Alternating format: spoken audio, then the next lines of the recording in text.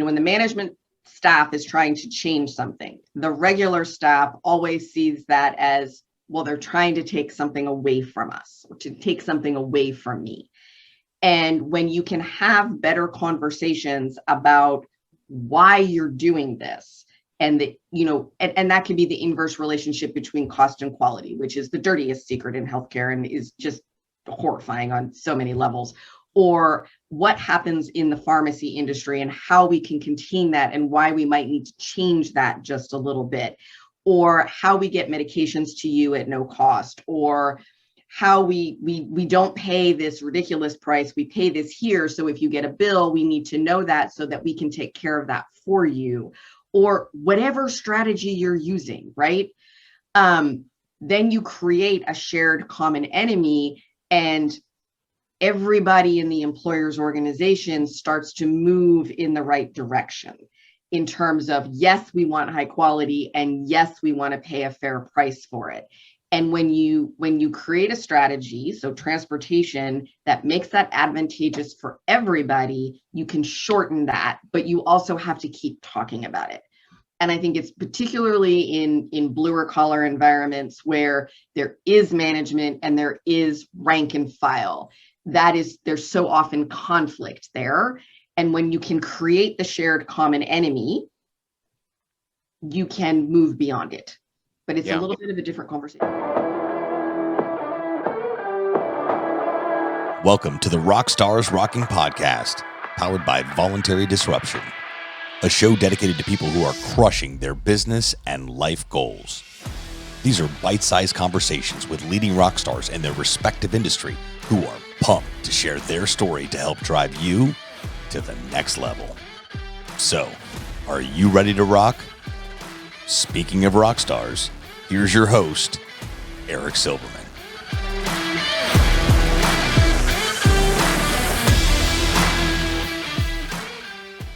Hey, rock stars. Welcome back to another episode of Rockstars Rocking, where I only have the rock stars of all rock stars each and every week. And this week, I am super fired up, super pumped to have my good friend and colleague and mastermind partner. We'll get into that too. My good friend, Allison Paoli, president, founder, owner, CEO, total rock star badass of Altique Consulting out of San Antonio, Texas, but she's a national firm, and I can't wait to chat with her. Allison, what's up? How are you?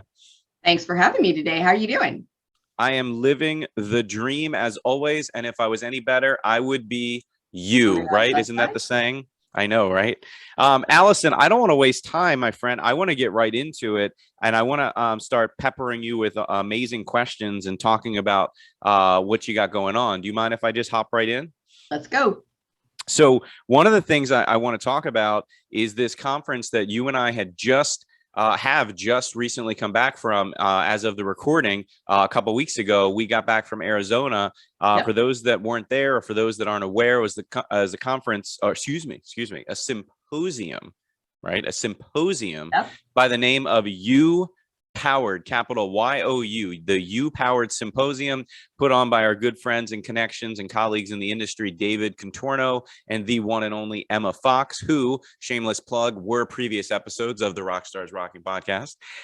They put on their own conference, and you, my friend, were up for an award. What was the award you were up for? Most Innovative Healthcare Consultant. Most Innovative Healthcare Consultant. And you, my friend, were up against some insanely talented rock stars, just like yourself. I mean, my goodness, you were up against Rachel Miner, Bryce Heinbaugh, Kelly Ortega, John Harvey, and Doug Heatherton. There were 6 people nominating, including yourself. And I think everybody listening can already gather where this is going. You, my friend, kicked major ass, and that is hard to do in a talent pool such as Rachel, Bryce, Callie, John, and Doug. And here's the kicker, right? A lot of people don't know this about you. You're fairly new to the major medical health insurance consulting world. And I want to get into your past in a little while, but talk to me about what your thoughts are on receiving this industry award that, frankly, it was voted on by our peers, right? This was literally like American Idol style. So first I was a little surprised. I did not expect to win that. And I was sitting next to a mutual friend of ours who said, honey, you have to go get the award. And I was like, wait, what? And literally stood up and helped me get up. I was a little surprised. And it's not as dramatic as it sounds. It really was kind of funny. But I was very surprised and very honored because, I'm not really an award person.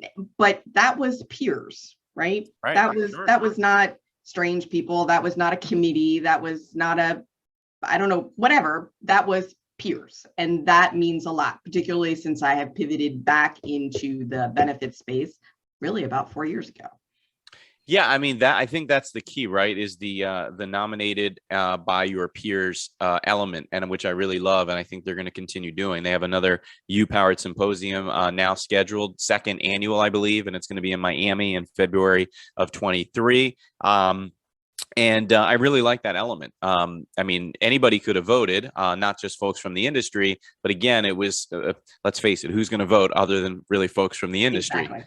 And it was promoted on social media, where you have a pretty large following and presence these days.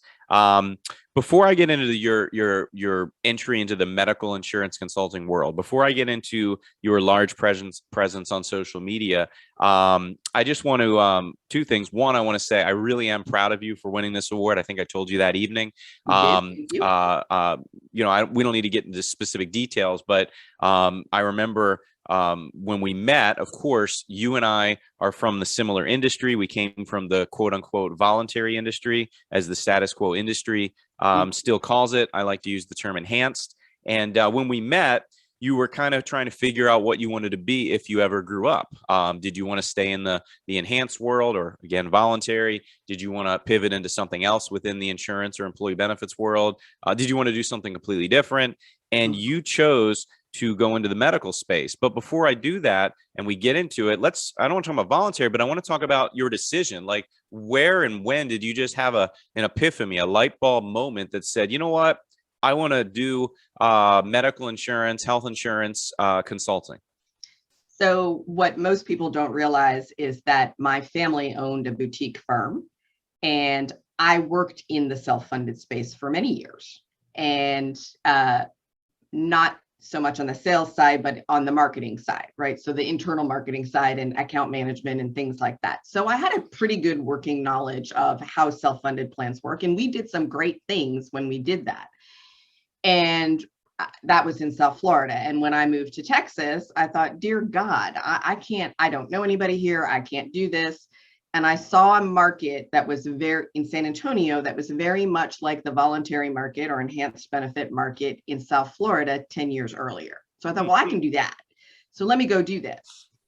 And we worked with the same carrier, and, those things change. Sometimes you need to evolve and grow, and, not everything stays the same. And it was no longer a tenable situation for me. And so I pivoted into the enrollment space, and I didn't like it. And I don't think that I'm temperamentally suited to it. And I just didn't like it. It wasn't for me. And then I thought, well, what am I going to do? And I've been fortunate my whole career to have really lovely clients. And I thought, well, I'm looking at this, and I could fix that, and I could fix that. And why is this happening this way? No, you should do this way, and then you don't have this problem. So I thought, well, okay, I guess I'm just going to go do that. And it took me a while to get my sea legs, but I have them now, and I go fix those things. But I literally started from scratch again, because I took none of that business with me. I still have cases like that at a couple brokers that I had worked with that were like, look, we don't care what you do, but you're still going to do this. Okay. So I still have a little bit of that, less and less over time. I try to, move that off into somebody else who does it every day, because now I know enough to be dangerous. But now I'm back in that space where I can directly impact an employer's bottom line, and I can directly affect an employee's health. And that's very satisfying. So, you made this pivot, but it wasn't brand new to you, as you said, and I've known you a while. I didn't know that you had self-funding experience, as you said, on the admin side. So I'm learning things here. But let me ask you, and it made the answer maybe no, but Oftentimes I've heard, and there's not, by the way, there's not many folks that I know of that have gone from our side of the industry on the voluntary enhanced side to full service major medical consulting. It's happened, most definitely. We know some similar people, but We it's do. not a common thing. It really just isn't a common thing. Um, those that I've talked to, some of them have said that there was like a medical challenge or something personal or something with a family or friend that really got them thinking that they want to take more ownership of controlling the healthcare costs and crisis. Did you have any type of similar experience with anybody you know personally, family, friends, maybe yourself, that you can share? And again, if the answer is no, that's fine. I just was curious. So I think not quite an experience like that, but I come from a family of entrepreneurs. I mean, generational entrepreneurs. We as a family, we are completely ungovernable. We have to work for ourselves. So, we had my first job was working in my father's factory at age 4. So my uncle owned several businesses. My other uncles owned several businesses. My grandfather was self-employed. So that was always around me. And it was always very interesting to me to see the relationship between somebody who was trying to do the right thing for their people and manage a payroll and grow a business, and how their teams responded to that. That was always a very interesting thing to me. And I've always had the idea that most employers, not all, but most employers want to do the right thing for their employees. They understand that employees make businesses run, and you need healthy, productive employees to make a healthy, productive business. And what I saw happening was completely insane. And I saw a number of employers go, I know that that's not right, but I don't know why. And those tend to be the people that we work most effectively with. That makes sense. No, that makes total sense. And by the way, I have some entrepreneurs in my family, but I don't come from a long line of entrepreneurs, and not at least not my immediate family.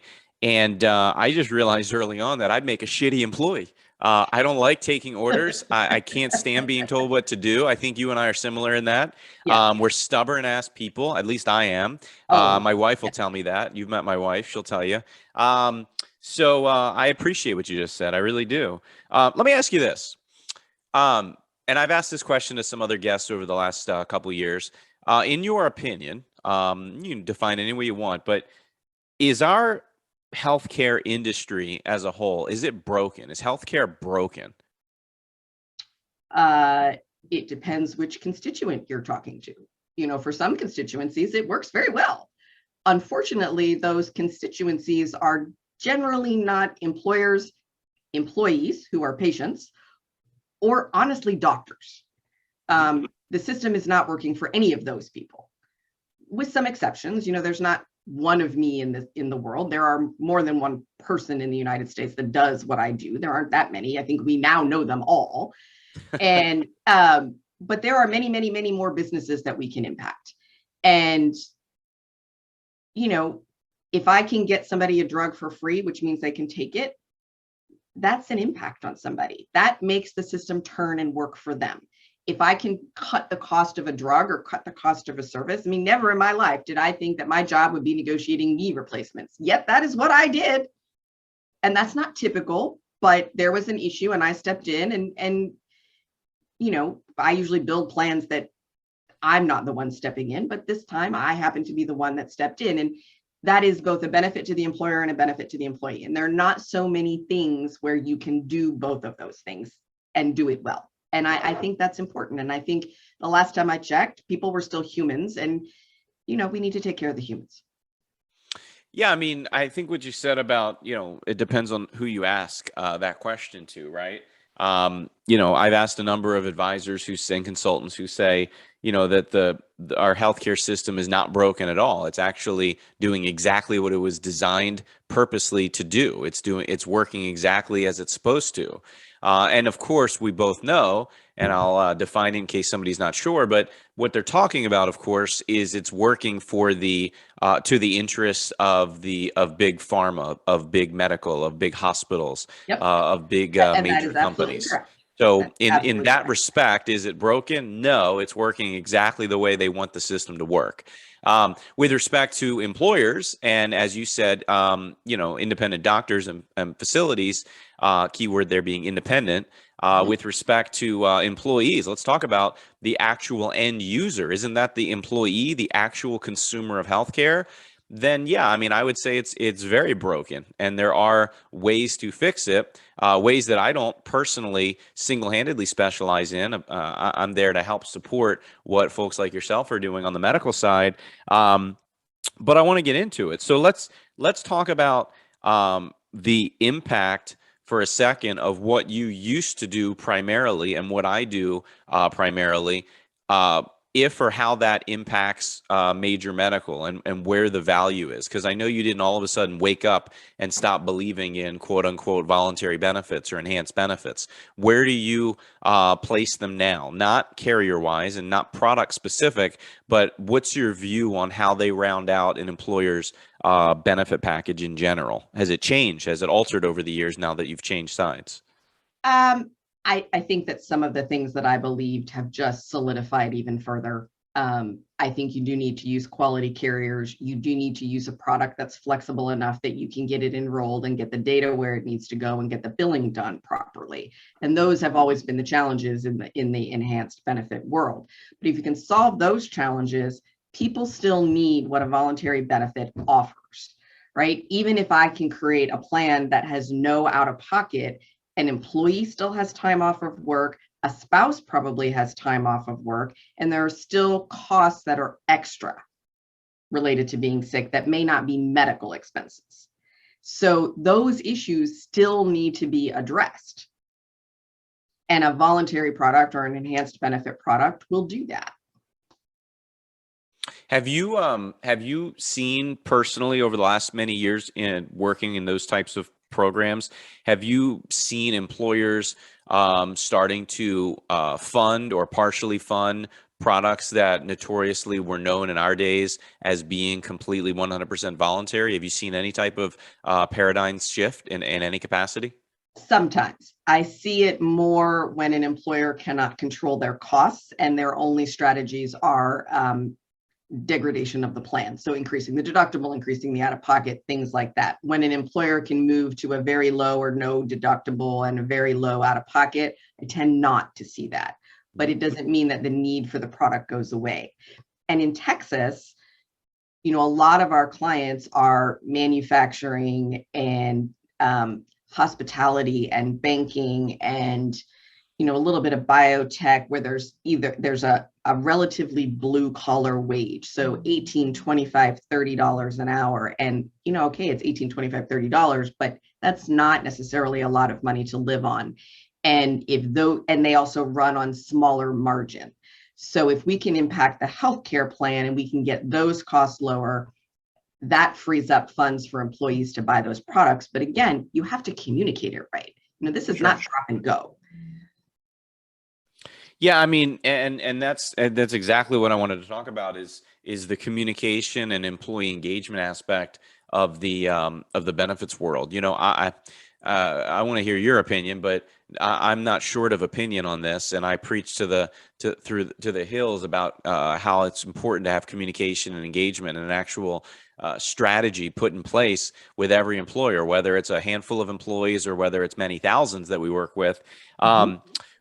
But, unfortunately, I still see daily when I work with advisors and brokers that their definition of communication and engagement is a once a year open enrollment meeting, a big dog and pony show where they go in person, or now it might be on Zoom, and they wave a couple brochures in the air and talk about plan updates and changes, call it a day. 30 minutes later, whoever showed up, whoever didn't. And then, a year later, they come back and do it again.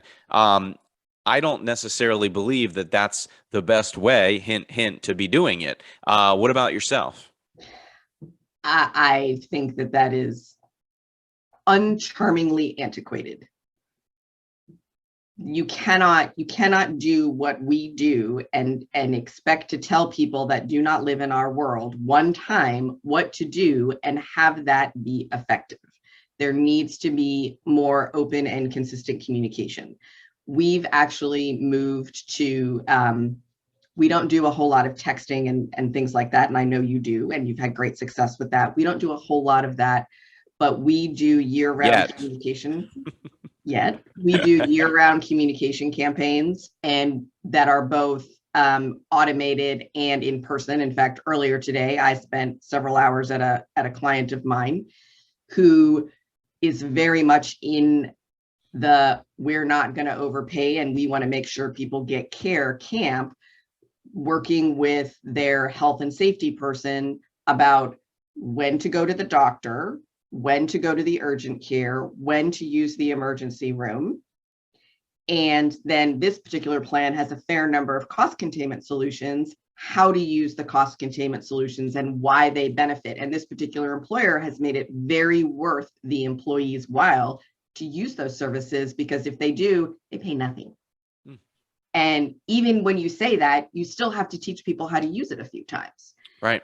So, and you have to be there because they're going to forget, or they're going to get a bill and they're going to throw it in the trash, and then you have a bigger problem later. But when you can get those couple of things moving in the right direction and you're consistently there, even if they don't know what to do, they'll come and say, I think I'm supposed to do this, I'm not sure, or I don't know what to do, please help me. And either is fine, right? You just want them to talk to you. But this is not present a renewal that you have negotiated down from an inflated renewal to a less inflated renewal, and then communicate it once a year and move on to the next thing. This isn't that. And I don't think it will ever be that again. Yeah, I mean, obviously, I completely agree, though I would encourage you to start diving into the text pool. But with all seriousness, you're right. I mean, look, we're talking about the actual consumers of healthcare. They can't be actual consumers of healthcare if they don't know how to consume healthcare.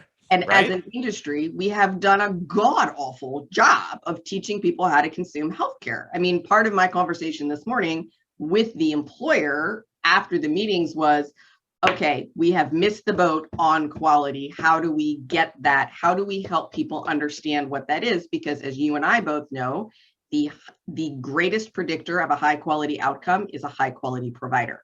And I have plenty of experience with my own mother saw a cardiologist with a score of 27.8. I don't want that for my mother. I don't want it for me. I imagine you don't want it for yourself or your family. Nobody does. So how do we solve that problem? That is the next item. How cringeworthy is it when you're on social media? Let's talk about like when we're on Facebook and we see a friend or a connection of a connection who will post on there, hey, does anybody know a good knee surgeon? Let me know, and it pops up as the recommendation on Facebook, or, look, I can get it for like, hey, I'm looking for a new hairstylist. Maybe I get it for I need a new plumber, though I'd still argue. But for medical, I mean, come on. But people don't have another resource. I mean, I agree. Is a Google or a Yelp review if they have great wallpaper and their receptionist is not very nice. I was going to say, if you read the comments are always, oh yeah, go see Dr. Joseph over at wherever hospital. He has the most beautiful reception room, and the staff is so nice. Yep. I had many years ago when I was still in the voluntary world, I had a client and it was somebody I saw monthly. So I knew everybody. And I was talking to one of the gentlemen there who wanted a product that had a are you a type 2 diabetic question? And he is. And so I said, well, you can't have this. Well, why? He said, I go to a really good doctor. He just gives me medication. He doesn't make me control my diet or do any exercise. And I thought, oh, great doctor. Oh. And, ultimately that's none of my business. But the reality is that diet and movement and sleep will keep you alive. And the next result of that is that generally you don't spend $40,000 in the emergency room when you are doing these things. And managing your stress and getting regular medical care. And so we have to have those conversations about the hows and the whys and make it as easy as possible for people to access care so that they cost a few $1,000s a year, not 40 or 100 or $500,000 or $1 million. Yeah. And they're different conversations. When it comes to getting folks educated and communicated with and so forth, Certainly many ways to do it, but I'm curious what you're doing with respect to getting it out there. So sure, you're going there. You just said you were at a client this morning for a few hours helping. But in general, let's talk about open enrollment or new hires throughout the year. How do you get them enrolled and educated? Are you still of the old school? And I'm not, it still has a place, but are you still doing it the old voluntary way? Which is, meeting one-on-one in person and talking about their benefits for 30, 40 minutes individually. Do you do that, a hybrid of a group meeting? Is it self-serve through a technology like a benefit administration portal? Is it a call center? Like, what's your go-to strategy these days? So I don't think there is a go-to strategy. I think it depends on the client. I will typically insist, if we're making some changes, on some sort of mandatory communication. If that's on Zoom, and the reality is that sometimes it just has to be on Zoom. Right, for sure. So if it's a Zoom meeting, or if it's in-person meetings, or whatever it is, I have a number of clients that do group meetings and then they do voluntary one-on-one. This year, we made some changes in a couple of our clients, significant changes in our clients' plan that required people understanding what they were doing. Mm-hmm. So we did mandatory meetings and we did mandatory one-on-one follow-up. I think there's a little bit of an ebb and flow there about how you do that. And that is both plan specific and client specific.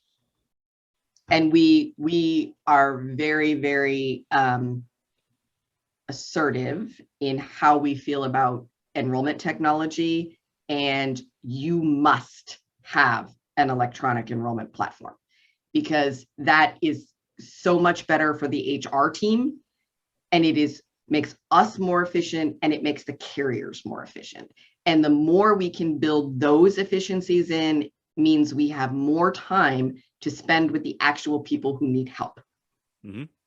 I also insist that employers reconcile their own invoices, because it's their money and it's their bill. So we will provide all the support that you need for that, but they have to do that because that's their money.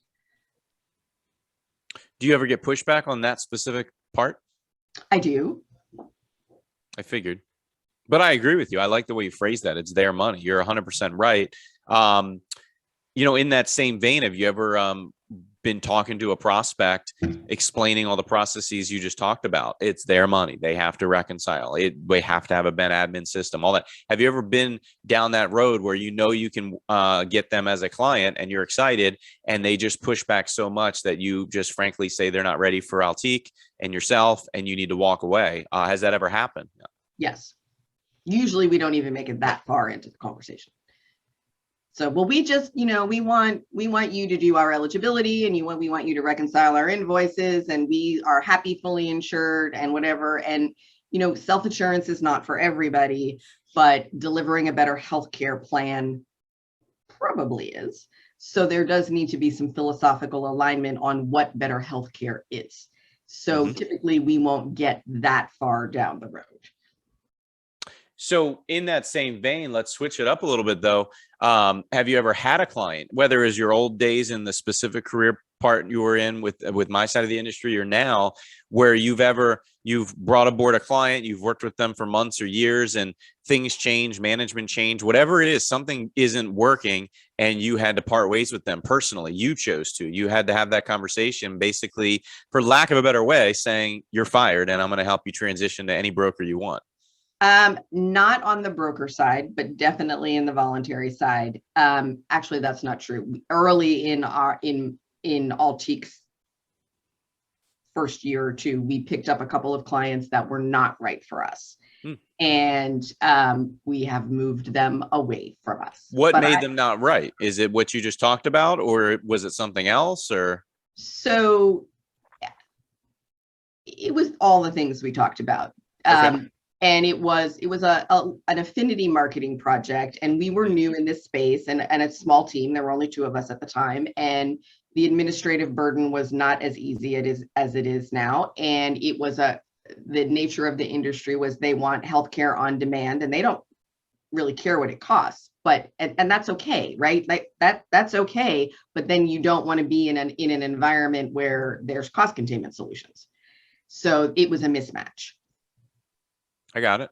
But it's good that you can recognize that, because I think a lot of times, and this too, a lot of times there's a newer company like yourself. Now, granted, you have experience from other business opportunities you've had over the years, but too often I talk to, and you do as well, we talk to advisors and brokers and consultants who are fairly new to going out on their own as an entrepreneur. Maybe they just came from a smaller, mid or large size firm. And they're at the point in their business where they're taking any and all. And the thought of them saying no to a client potentially, or to even think to get rid of a client, no matter how terrible they are, that never enters their mind. They can't fathom the conversation we're having right now. Do you have any advice or consult you would give them as unsolicited advice? Although if they're listening right now, it's solicited, that you could say, hey, you get it. We understand where you're at, but here's something to consider for the future. I think that the more authentically you speak, the more you will attract clients that you want to work with. And I'm not saying run out and espouse your political beliefs everywhere and every day. That's not what I'm saying. But I have a very definite opinion about what healthcare should look like. And if your vision doesn't align with that, or that's not interesting to you, then I'm probably not the right advisor for you. Mm-hmm. But if you are interested in delivering a useful product, controlling your costs, making sure that people have access to high quality care, it may take you a little time to get there, and that's okay. We'll get you there at your speed. But that's a very different conversation from, well, A, B, C, we've negotiated here. If you don't believe that the only way you're going to control the cost of healthcare is to control the cost of healthcare, as a friend of ours has said, we're not philosophically aligned. Right. And when I ask you to do something, you're probably not going to want to do it. Yeah. Well, and a lot of time, and again, it is what it is, depends on the stage of, and this is any entrepreneur, depending on where they are in their business, no matter the industry. You oftentimes have a lot of C-level clients or less, D and E and F level clients that you would ideally love to not have and not have to work with culture-wise, but you need income, you need revenue, and you know what? You do what you got to do. That can be an evolution of helping those clients find somebody else that is more suitable for them. I mean, businesses need business to survive, and sometimes you have to do that, but ultimately, it's not profitable. Right. No, you're right. I remember in my voluntary days, and somebody would say, well, I got a $500 life restaurant group. Well, that's not profitable business. 500 life auto dealership, 500 life restaurant. The profitability is 10 times one in the other. And I think that you need to recognize what is profitable business for you. And, we work on fee for the medical insurance. So we know how to price what we do. And we don't ever hide that. Mm-hmm. And I think if you aren't willing to say what your fee is for and disclose fully what that is, why? What are you hiding? Right. Mm-hmm. Yeah, no, I agree. And, it's so true. I used to get this question from my agents back in my carrier days, as well, both of us are recovering carrier reps. And agents would say, well, I was in a meeting, and it doesn't happen often, but the CFO asked what I get paid and how I make money. And I'm like, tell him. And, and they're like, well, do I just really say exactly? And I'm like, yeah, break it down on a notepad if you have to. Why wouldn't you? And it really, to me, always boiled down to confidence. They weren't in their mind yet or at all providing the value that they know they should be providing, which therefore they couldn't justify mentally the number that they were making financially. Me, I've always been, just straight to the point. And hey, great question. Here you go. This is what I make. Mm-hmm. And, 99.9% of the time, it doesn't affect or change anything.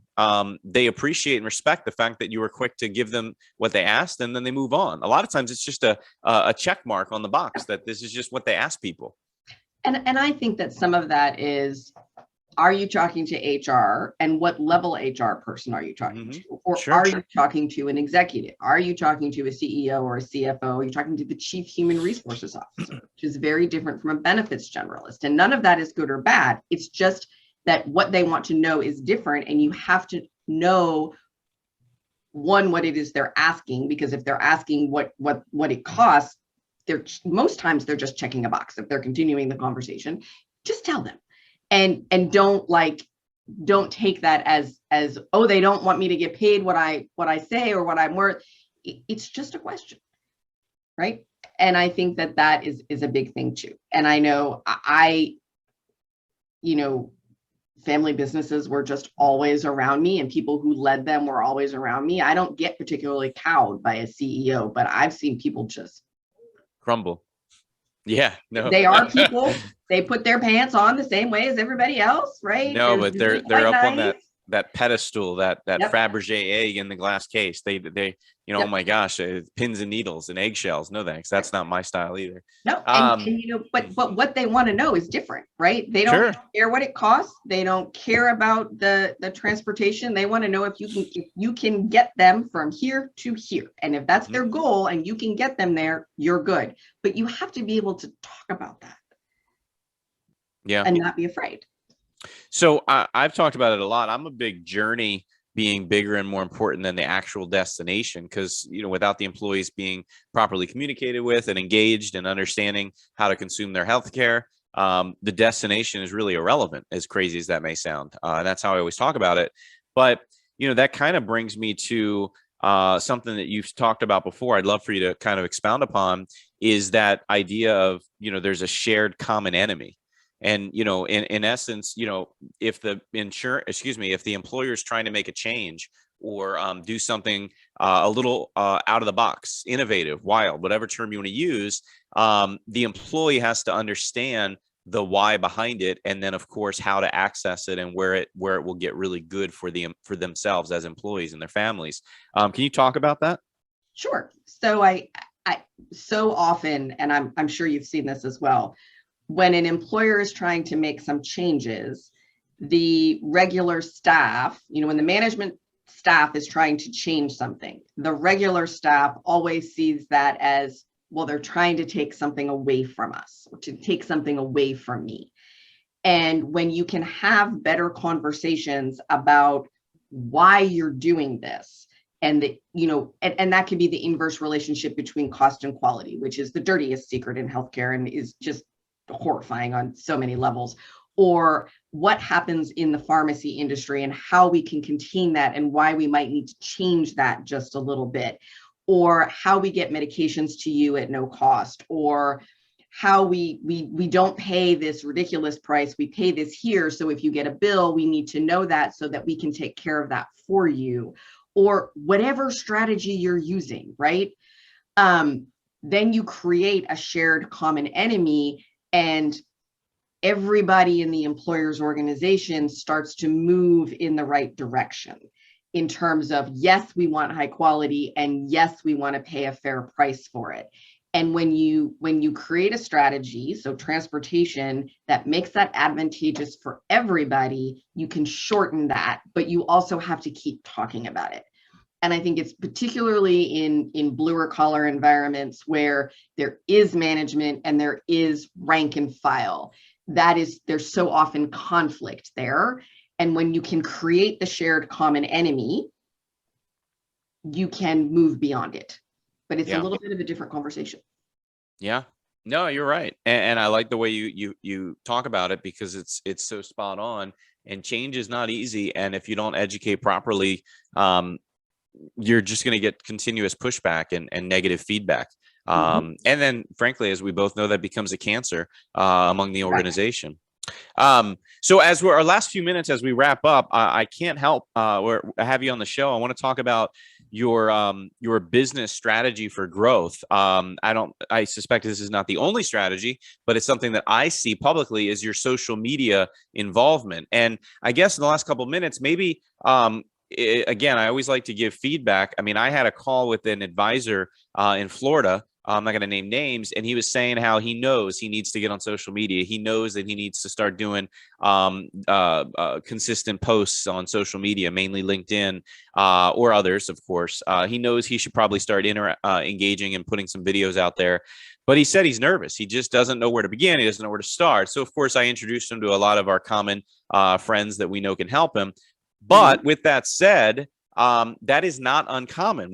There's more advisors and brokers and consultants out there that are scared to get started than those like yourself and I who just do it, right? It's no big deal to us. What would you say? Has social media had a good positive impact? Are you glad you took the road that you did? Would you change it if you could go back? Talk to that person out there who's a little scared right now.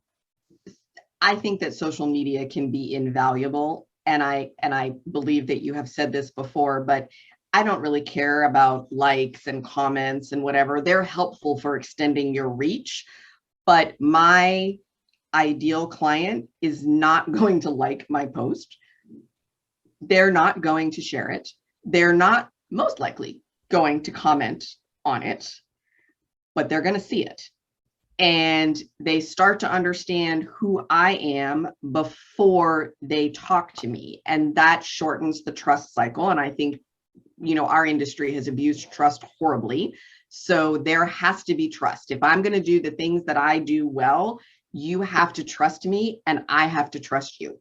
I have to trust that we all have to trust that we're going in the right direction for the right reasons. And I don't think that that is to be underestimated. Video will shortcut that, as will a podcast. And podcasts are fun. I enjoy it. I like it. And it's fun. And you get to talk to interesting people and learn interesting things. But I think the more you have, but I don't think that you should go onto social media and just say, hi, or this is bad. You have to say why this is bad and why you think this and why you think that this is better. And you have to have an opinion and you have to be authentically yourself. And I think that that is particularly for people who have always lived in that very proper box, a really big change. I have you've seen it too, where there's somebody who's really not on social media at all. We'll use LinkedIn as the example. And, for the first time ever, or maybe the first time in many, many months or years, they'll put a post out there of any kind whatsoever, whether it's personal or business, doesn't matter.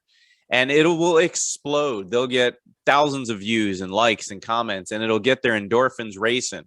And then they go do another one a week or two later and they get hardly anything, and they get so flippin' depressed and they just don't understand what happened. And I try to explain to them that it's because you were new. You were curious. Like everybody that saw it was like, holy shit, where you been? I haven't seen you. Welcome. Right.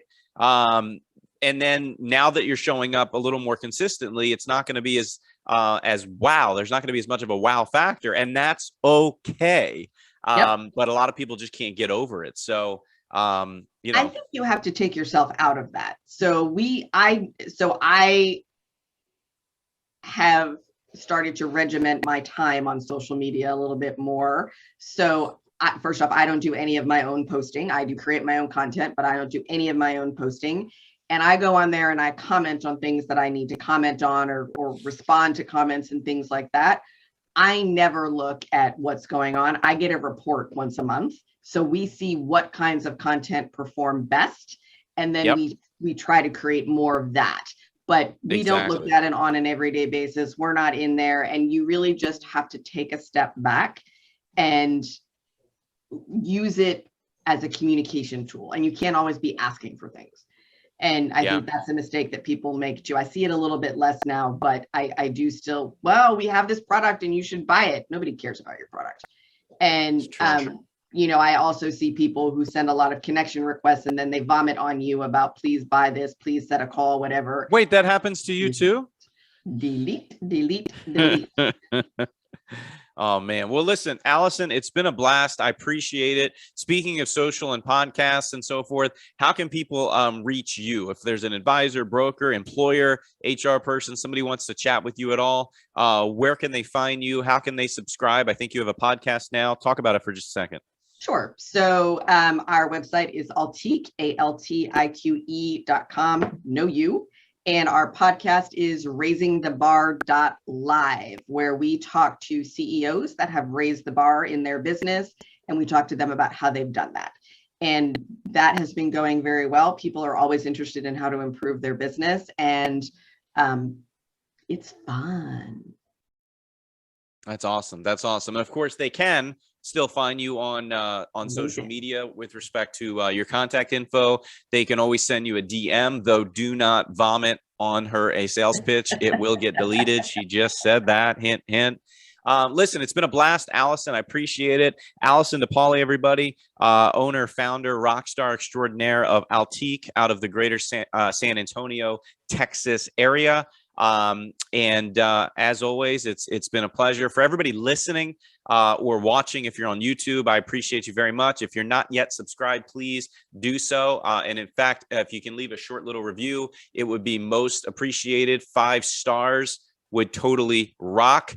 And look, I just like you, I outsource a lot. I try to spend my time where I think it's the most valuable. So I don't do a lot of the editing and any of the editing and the stuff on the backside. So for everybody behind the scenes at the Rockstars Rocking podcast, I'm Eric Silverman. That, my friends, is Allison, and we'll see you next week. Thanks, Allison. Thanks for having me. Thanks so much for tuning into this episode of the Rockstars Rocking podcast. If you haven't done so already, make sure you're subscribed to the show wherever you consume podcasts. And if you feel so inclined, please leave us a review. 5 stars would totally rock. Until next time, Rockstars, keep rocking.